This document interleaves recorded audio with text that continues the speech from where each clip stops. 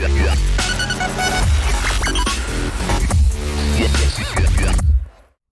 everybody and welcome to Forever Rugby on Forever Sports for today's 5 things learned from the 2020 Currie Cup season. Just a sort of overview of the tournament and 5 biggest takeaways as we sort of move on from the Currie Cup. Not necessarily looking back at the Currie Cup as a whole and looking at every small thing we learned from the Currie Cup, but based on the Currie Cup, what we've learned and what we think we need to look at doing moving forward as we approach the Rainbow Cup for most of the teams, or for the super teams rather, who will be starting in the Rainbow Cup in April. Before we go any further, a few things. First of all, we are doing a giveaway of a Sharks fan tee. So the link is in the description. Please go and enter that. If you are a Sharks fan, you'd like to win that shirt, you do have to be subscribed to the channel. Another big news is for the cricket fans, we will be giving away a Protea supporter shirt when we hit 1,000 subscribers. So we are currently just over 700. When we hit 1,000 subscribers, we will be doing another giveaway. So please make sure you subscribe right now. Smash like on the video.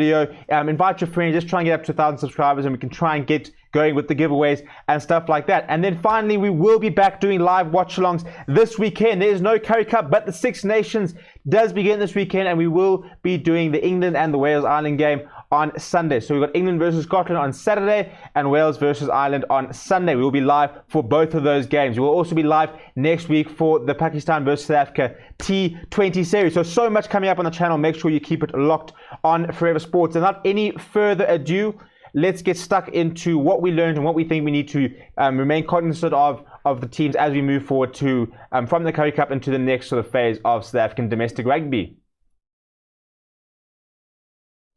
Right, so going back to the final, the Sharks probably would have definitely been a deserved winners had they beaten the Bulls. They had opportunities to try and put the game to bed and to try and get over the line, but they didn't take them. What I will say is you look at the Sharks squad, and I really do think that they are 2, maybe 3 big signings away from having a really, really good squad.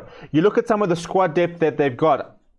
You know, I think, you have something like Jeremy Ward coming off the bench, a really good player. Marty Lieber coming off the bench, a really good player. Jaden Hendricks and Nela Nahamba is a great little scrum half battle.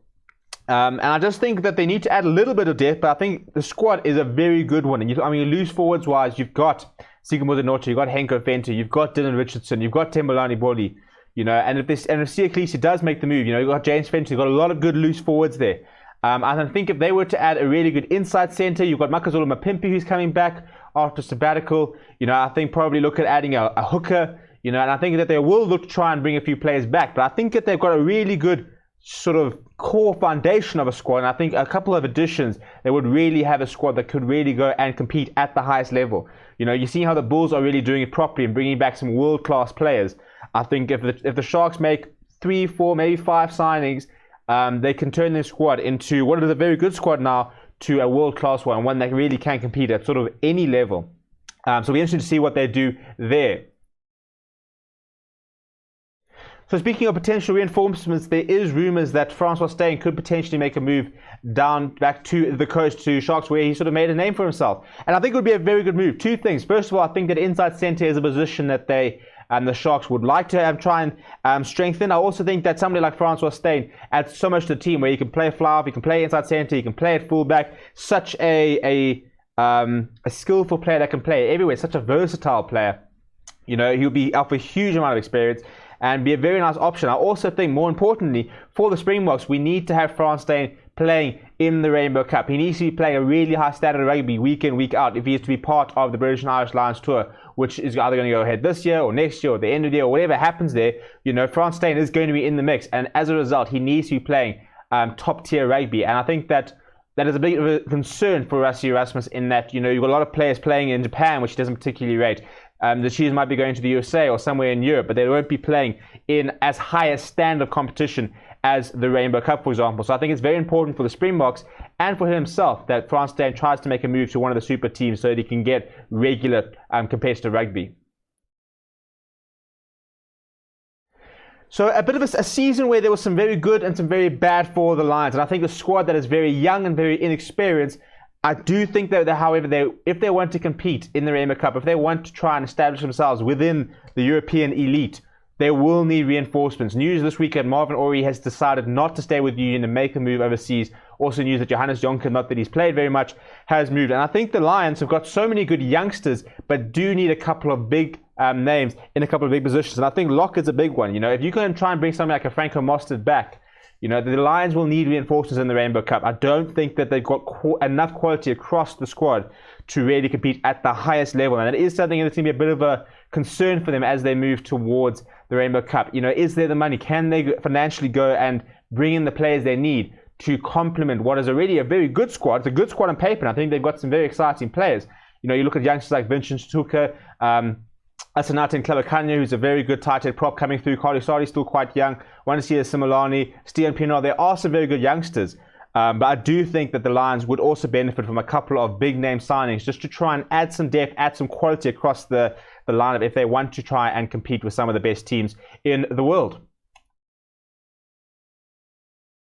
Now, I want to ask, how do you get better than to a domestic double? You look at who's coming, and the Bulls are expecting now Marcel Coetzee to join. Then there are talks that Ivan van Zyl as well as Marco Mustard will be on their way overseas. But I mean, Marcel Coetzee is a phenomenal player to bring in. There's also talks that Francois Hoogaard could be joining the Union, as well as Johan Goosen. You know, there were a couple of injuries in the squad as well when you think of Gio Apollon, who didn't play any of the games. So I think we've got a Bull side which is only going to grow. I think what we are seeing is the early stages of a team that Jake White is trying to build to win a Pro 16. He wants to go and like knock an Ulster off their perch. You know, I think that the Bulls want to become globally a really good side. And I think that, you know, if we've seen this much improvement in just the short 6 months, when Jake White has even longer and when they get even better, more players in, it's a side which will only go from strength to strength and become a really formidable force in the coming future. So very interesting to watch and monitor what is going to happen with the Bulls over the next few months and how they fare in the Rainbow Cup itself. Right, so what we've seen in this tournament is, and a lot of it can be attributed to the fact that, you know, there wasn't a lot of preseason stuff like that, but the South African teams, when they move to Europe, a lot of these players have played in Europe, but more players haven't played in Europe, and especially youngsters, it's going to take quite a while for them to adapt to European conditions. You know, it is going to be quite strange, especially the Rainbow Cup's going to be played in sort of in spring and summer in Europe, so you probably are expecting much dry conditions and conditions that will favour them. However, come next season when they start playing in England, I mean in Wales and Scotland in, you know, December, January, where it's wet, where it's cold, where your set pieces become so important, the SA teams cannot afford to take too long to adapt to these conditions, because it's going to be quite a stark contrast between going and playing in the very wet and cold Ireland before coming to South Africa in December, where it's going to be quite hot, but still could be quite a lot of rain. And I think what we're seeing is we're seeing sides who, bar there's a couple of times when they went over to New Zealand and Australia when there were sometimes some miserable conditions, and in the outgoing tour, they are part of the touring sides. We haven't played a lot of rugby in wet conditions, in conditions which don't really suit you know, running rugby. And I think that handling needs to improve. The set pieces become so important. And, you know, the idea of sort of controlling a game and you know, being very tactical about it, I think is going to become very important to the sides. And they cannot afford to take too long when they move into the Rainbow Cup to be able to bring this part of the game into their setup. And they can't afford to just go in there and think, what, well, you know, we're going to use the Rainbow Cup to sort of adapt and then we'll be fine. They really do need to look at how rugby is played in Europe. What are the differences? What can they do? How do they find a nice balance between a team that can play really well in South Africa in dry conditions and hot conditions, as well as in cold, wet, unfavorable conditions where it's soft underfoot, you know, and that type of thing. I mean, it's a whole different game when you're playing in Europe in the winter. So it's going to be a big experience for a lot of players. We're not going to really see it in the Rainbow Cup, but we will see it hopefully towards the end of this year.